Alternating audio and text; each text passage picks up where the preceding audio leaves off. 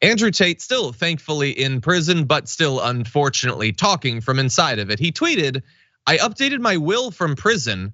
I will be donating $100 million to start a charity to protect men from false accusations." You get it? The accusations against him of sex trafficking and rape and all those crimes are, I guess, presumably false or whatever. And it's such a plight on humanity that he's going to give 100 million of the dollars that he stole by exploiting women's sex work to other men so that they can rebut these charges, I guess. We have no idea if he even has $100 million. There are estimates that he has 50 to $300 million. Nobody knows. He's a massive liar and con man, so you can't trust anything he says. But it is in theory possible for him to set this up. Notably, he's not talking about giving the money now.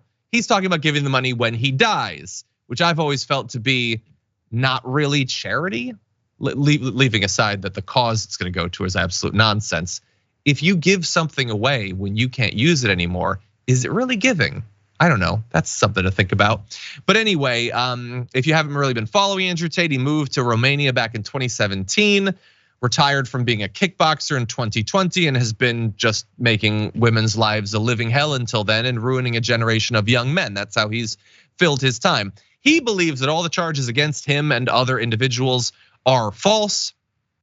I don't know. I don't have the ability to read his mind or divine the future, but I will say that since he has previously said that he was moving to Romania because their laws around sexual assault are lighter, it lends some credence to the claims, and he has repeatedly described himself as a misogynist. He is very proud of that. He's very proud of his willingness to dish out potentially lethal violence to the women in his life. So if you wanted people to take your statement that all of this is made up seriously, I would have made some different life choices if I was Andrew Tate. But Ida, what do you think?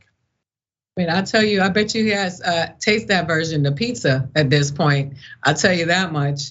But I think that toxic people and their issues have come to rise in the world thanks to social media.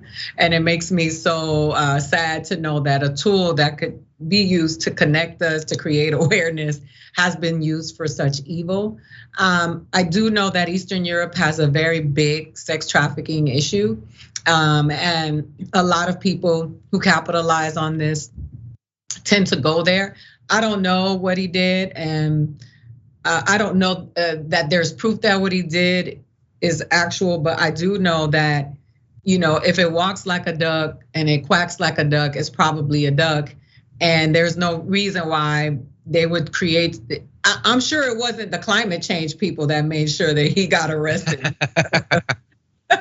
Now, Greta planted all that evidence. Yeah, I'm sure I'm surprised I haven't seen those videos, but I think that, when there's a raid and people take you down, it's usually because, especially now when there are cameras everywhere, you're exposed, there's media, anything can really taint an investigation, anything can make it, you're so vulnerable because there's so much access.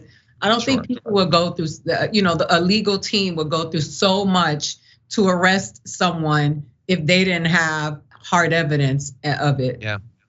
Yeah, I hope so. I've become, quite predisposed to believe that if you're wealthy, regardless of how you got your wealth, that nothing can ever happen to you. So I hope that in this case, because of the nature of his work, just like emotionally and physically beating women into submission and then taking every dollar that they earn, I'm hoping that that is something the authorities can actually look into. Again, all of these are allegations. You are allowed to believe whatever you want about him. I would say that he has worked very hard over the past few years to make sure that we all view him as an absolute garbage monster. And so I am only giving him what he has demanded through his labor by assuming the absolute worst of him. That is his actual persona. I don't know what's gonna happen to him in terms of his trial, but the work will now need to continue to bring men back from the brink, because he's trained potentially a whole generation of future mass shooters and abusers of women and all of that. Hopefully we're able to recover from some of that damage.